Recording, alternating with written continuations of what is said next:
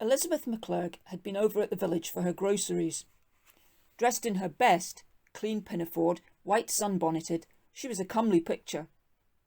Half a dozen years had made a difference in the coltish lassie who had dragooned her 3 loons of brothers into decency and school attendance after her father's funeral. There was now not a better-doing family in the parish than that over which the rule of Leeb M'Lurg had the unquestioned force of an autocracy. Leeb had saved enough from her cows and poultry to employ Sanny McWhat, the travelling millwright, to put the old sawmill in order, against that approaching day when John M'Lurg, her eldest brother, would be out of his time at the shop of Rob Johnston, joiner, and cartwright in Wonnyliggett. Affairs had marched well with the M'Lurgs. Rob the second was still at school, but there was word of his getting into a Cairn Edward bank, and it was the desire of Leeb's life to see her favourite, Benny, turned into a dominie. She had already spoken to the minister about having him made a pupil teacher at the next vacancy. Elizabeth had a word for everyone as she walked sedately up the narrow unpaved street, modest for the minister, shy for young Will Morton, the teacher of the village school, where her brothers stood alternately at the head of the highest class in sharp fraternal emulation, no other pupil coming within a mile of them.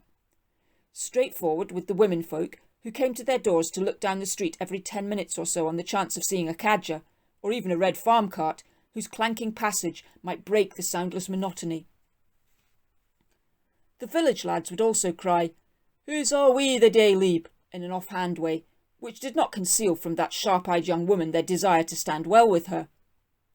"She's the only lass in the parish that kens who to lift her feet off the grund," said Sanders Patterson to Rab Affleck as they watched Leeb's progress up the street. "Aye, man, you're recht. There's nae glur'll stick to Leeb's coat-tail." But this morning, many who came to look after Leeb M'Lurg of M'Lurg's mill, who had hitherto paid small attentions to her comings and going. For it was the village talk that Timothy M'Lurg, Tyke M'Lurg's younger brother, otherwise known as Tim the Tairger, had come back, and had been seen and heard in the skirts of the public house, declaring that he had come as trustee of his brother to take possession of M'Lurg's mill, its cattle and sheep, house gear and bestial, and to administer the same for the behoof of the children of the departed. It was a noble ambition, and when declared among the choice company assembled at the public, it elicited warm commendations there, for Timothy M'Lurg had always spent other people's money like a man.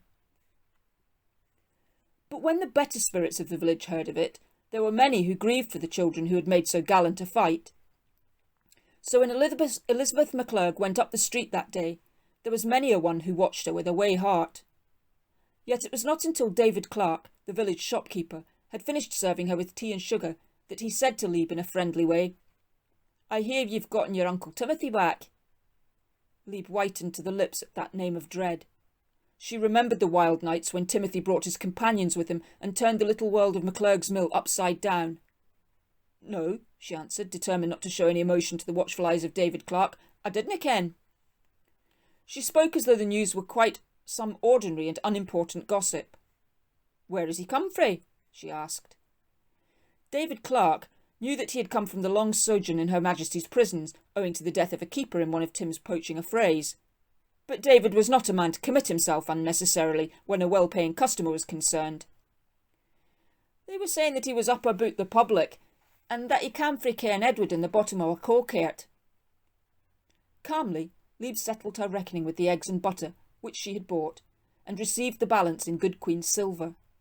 Calmly, she took her sedate way down the street, no step discomposed or hurried. But in her heart there was a deadly tumult. Her scheme of life, so carefully constructed and so sturdily worked for, came tumbling about her ears. She had no idea what her uncle's powers might be, whether he could take the mill or claim the cows. She only knew that he certainly would do all the ill he was capable of, and she thought of her fortress lying open and unguarded at her enemy's mercy, with only old Sanny McWhat hammering and grumbling to himself over the reconstruction of the rickety sawmill. As soon as she was clear of the village, Leeb took to her heels and glinted light-foot through the poplar avenues along the skirts of the bright June meadows, where the hemlock was not yet overtopped by the meadow-sweet, as in a week or two it would be. She struck along the hill above the loch, which lay below her rippleless and azure as the blue of a jay's wing. The air from off the heather was warm and honey-scented. At the second stile, when she turned into her own hill pasture, Some vague fear struck her heart. She dared not take the first look at the homestead, which she had given her young life to make worthy of her vow to bring up her brothers as they should. As she set her foot on the lowest stone of the high uncouth stile in the dried stone dyke, something grunted heavily on the other side. So bestially human and superfluously degraded was the noise that Leeb knew it could not be produced by any of the lower animals. Gathering her skirts about her for a spring, and turning up a supercilious nose, she peeped over the top stone of the dyke. Beneath her lay Tim M'Lurg, sleeping stertorously, with his head recumbent on the lowest step, by which she must descend. A swarm of flies buzzed and crawled over his face, unhealthily flushed through its prison sallowness by drink and the June sun. Leeb, whose tastes were dainty as those of any other lady, glanced at him with such extreme disfavour that her fear was for the time being swallowed up in disgust. She paused for half a dozen long moments, finally reached down an experimental toe, and with a sharp side push on the close-cropped head, she undid the precarious balance of her relative, who collapsed flaccidly sideways on the heather like an overset bolster. His niece sprang over his prostrate hulk, took 2 or 3 rapid steps, faced about, and gazed fixedly at him, to show she was not in the least afraid. Then she walked slowly up the path to the crest of the hill, where she was out of sight of the stile, when with heart beating wildly her terror came upon her, and she ran as hard as she could towards M'Lurg's mill, which lay peacefully among the trees at the foot of the hill. As she came down the woodside, she caught up the tough branch of a fir tree and drove the 2 cows, now no longer lean and ill-favoured, and the young bull, to which Leeb had been looking to pay her rent that year, towards the byre. She sent Jock and his mother on with vicious blows till they were safely stabled in their stalls with fresh bundles of clover grass before them. Then Leeb locked the byre door with a ponderous, seldom-used key, and went down to the mill to warn Sanny M'What. "Aye, and your uncle's come hame," muttered Sanny. "That's nae sae good. An illion him, all the days of him. Tim the Terger they call him. No reason. Aye, an illion Tim." "You'll no let him within the mill, will you, Sanny?" "Certes, he'll no come here as long as I'm responsible for putting the old ramshackle concern in order. Mair fool me for tacking on the job. It's never worth it. Good for nought but firewood." And Sanny grumbled away till his words were lost in the snuffling produced by repeated pinches of brown taddy from his waistcoat pocket. Leeb stood patient by, knowing that at this juncture the word of Sanny M'What, ill-tempered old curmudgeon of a millwright though he might be, was to her a tower of strength. The cattle put under lock and key, the mill garrisoned, Leeb proceeded to the house, where she carefully locked every door and put the hasp on every window. Those which had no defence of this kind she secured with nails. While she was still employed upon this last operation, there came a loud knock at the front door, which Leeb had secured first of all. "Wha's there?" challenged the besieged, sharp and clear. "Open the door, Leeb," returned a thick voice, which Leeb knew instinctively to be that of her uncle. "It's me, come hame." "I ken naebody that's to come hame," returned Leeb. "Wha micht me be?" "Do you no mind your Uncle Timothy?" said the thick voice outside, subsiding into a whine. "Let me come, Ben Leeb. I'm come to look after ye, and to work for you all." "Nah," said Leeb. "I've worked for mysel' all the years that you've been lying in the jail and disgraced to us, and I'm not going to let ye scatter what I hae gathered. Say just ye e'en tak yourself after where ye came fae. This is nae hame of yours." The wrath of the still half-tipsy man rose in a flash. His voice became an unsteady scream. "Then tak heed to yoursel, Leeb M'Lurg," he shouted through the keyhole. "Gin ye dinna let me in, I'll burn the rigging ower your heed. The mill first, and then the hoose, ye ill-set, ungrateful bizzum." "Aye, Uncle Timothy, you can try either of the twa," said Leeb from the safe vantage of a little staircase window, which, made of a single pane, opened inwards. "Gae awa frae my door this minute," she said. The jailbird beneath threw himself furiously against the old wooden door, which opened in the middle, but the oak bolt was firm and held. Still, the whole house shook with the shock of his onslaught. Leeb hesitated no longer, but snatched a black goblet from the side of the kitchen fire, and sent the contents out of the window with a deft hand. There was an answering howl of pain. "You've scadded me! I'll hae the law on you, ye randy! I'll hae your life!" "There's a pot full mair on the fire for ye gin ye dinna gang awa quickly with what ye gotten," said Tim M'Lurg's hard-hearted niece. He now took himself off in the direction of the barn. Hardly had he disappeared on the other side when Leeb's favourite brother Benny came whistling round the corner opposite to that at which Tim had disappeared. He stood astonished to see the front door shut.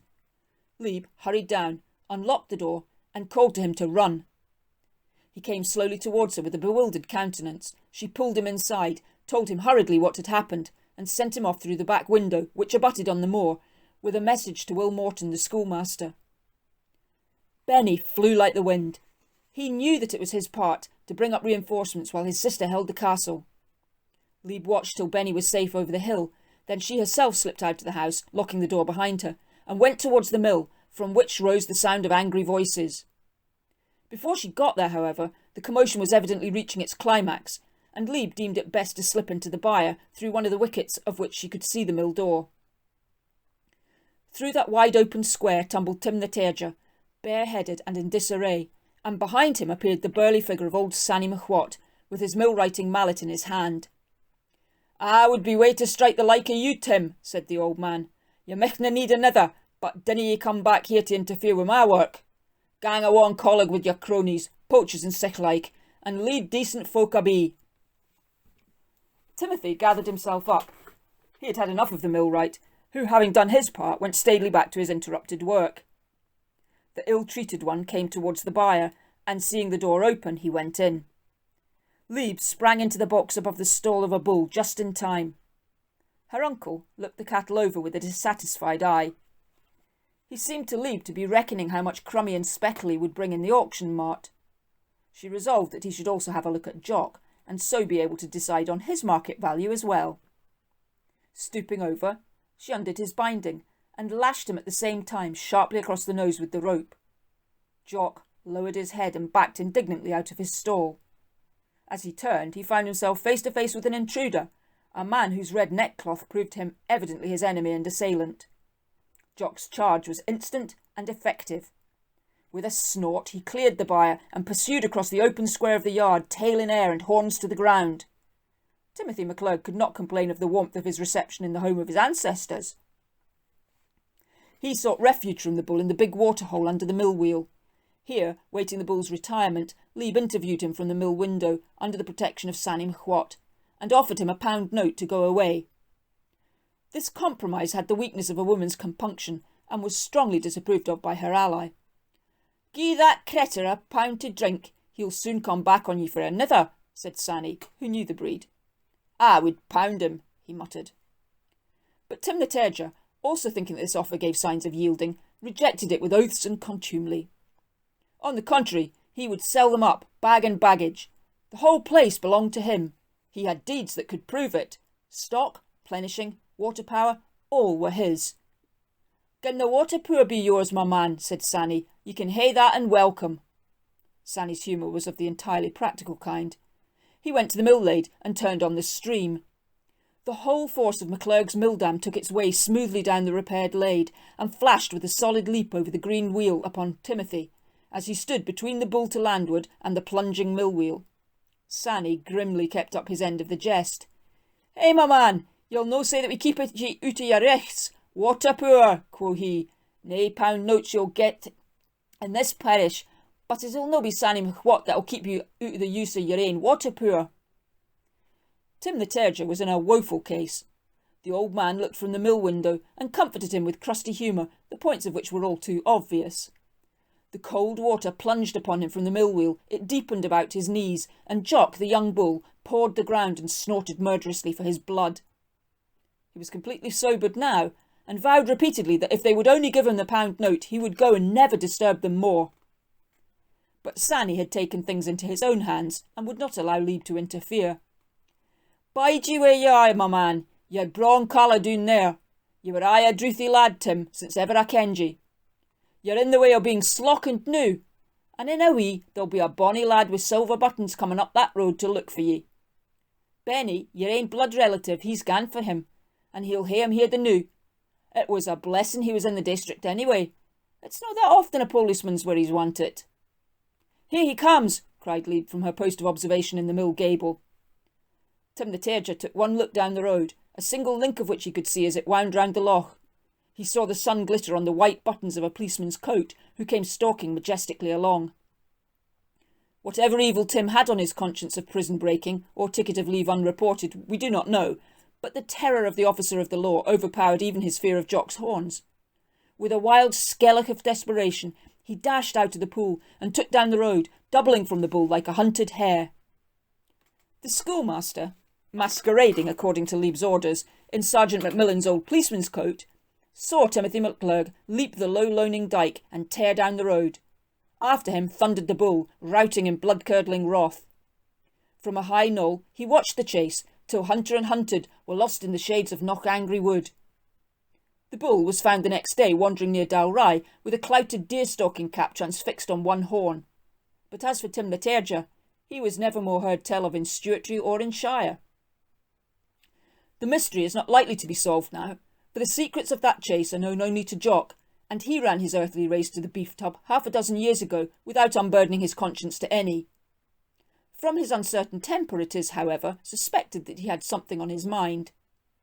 As for Sanny McWhat, he says that he is muckle feared that Tim the Terrier is gane whar he would be michty glad of the water poor of M'Lurg's mill laid. Whelk, concludes Sanny, I defy him to say that I ever denied him.